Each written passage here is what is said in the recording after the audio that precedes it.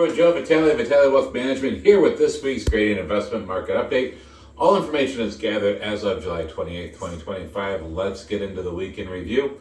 The U.S. market, equity markets posted another strong week with all major indexes finishing higher. The S&P 500 gained 1.47, NASDAQ climbed 1.02, both setting new all-time highs, while the Dow Jones rose 1.28%. Value stocks, which is the Russell 1000, outperformed the growth stocks, which is the Russell 1000 growth, as opposed to value, gaining 1.6 and 1.25% respectively. Now, healthcare led all sectors last week with 3.5% gain, while consumer staples lagged and ended the week flat. Year to date, however, the picture shifts. Healthcare is up 0.1, while industrials led the pack with an 18.4% gain. Now, on the economic front, reports on new and existing home sales came in below expectations. Elevated mortgage rates and high home prices continue to put pressure on the U.S. housing market. We've seen a considerable slowdown in new and existing home sales. It was white hot at the fall of last year, and it's a lot different today. Talk about economic, the upcoming release. It will be a busy week this week for economic data, with key points set to provide insight into GDP growth, interest rates, and the labor market and inflation. The week kicks off yesterday, Tuesday, with the JOLTS report, which will shed light on the job openings and overall labor demand. On Wednesday, today, the attention turns to the Federal Reserve, and it concludes its two-day policy meeting with an interest rate decision, which they're leaving it the same, which we'll talk about that again next week, but they're not dropping. They're supposed to drop, inflation is down, but they are not dropping, which is costing us a lot more money in debt service. The same day, the first estimate of Q2 U.S. GDP will also be released, offering a snapshot on economic growth last quarter. On Thursday, which is tomorrow, the PCE report, one of the Fed's preferred inflation gauges, will provide further insight into the trajectory of inflation. Finally, the week wraps up on Friday with the closely watched monthly jobs report, offering a fresh view of the labor market health. So, as far as I've been hearing, there's still a lot of jobs out there. I know there are some cutting somewhere, but it's still robust.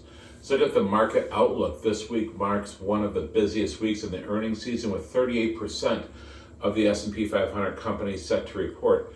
Among them are 4 of the Magnificent 7 companies that carry significant weight in the index and often set the tone for the broader market sentiment.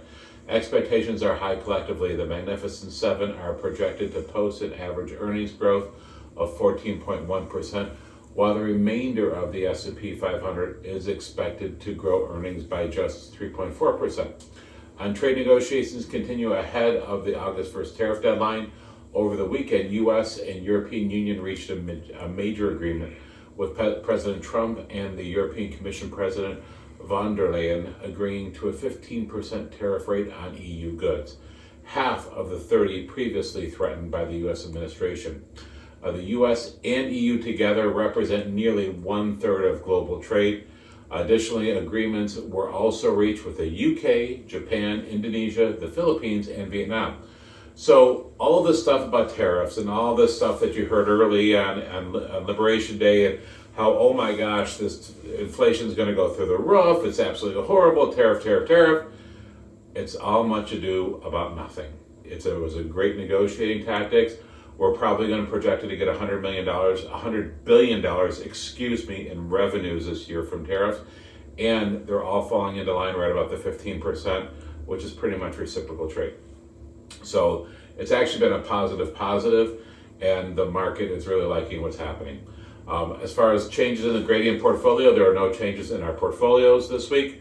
Talk about stocks in the news. Google, which is in the Core Select, the Contrarian, the G33, and the G50, which is Alphabet, reported strong quarterly results last week, driven by continued momentum in its advertising and cloud business. The company also announced a $10 billion increase in full-year capital expenditures, bringing the total to $85 billion, largely to support its AI infrastructure build-out, and shares gained 1.53% for the week.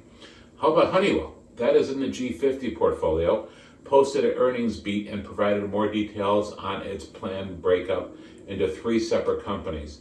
Honeywell also raises guidance for the year, not only passed on core operations, but also based on M&A activities and positive foreign exchange benefits, which failed to impress investors. Shares fell 4.67% for the week. So remember, all these earnings season that we're getting into right now, earnings drive the market. Yeah, we get a lot of ups and downs based on the headlines and what's happening internationally. But earnings, when we have good corporate earnings, what does that do? It drives the market higher and higher. So that concludes this week's market update. Thank you so much for tuning in. If you'd like to get a hold of us, you know our number, 855-756-5700. Very thankful to have you part of the Vitale Wealth Management family. I know we're winding down in July. Next month is August, and oh my gosh, summer's flying by. We hope you're enjoying it. Feel free to let us know what's happening, any new trips that are coming up. We'd love to be a part and help any way we can. So God bless you. We'll see you again next week.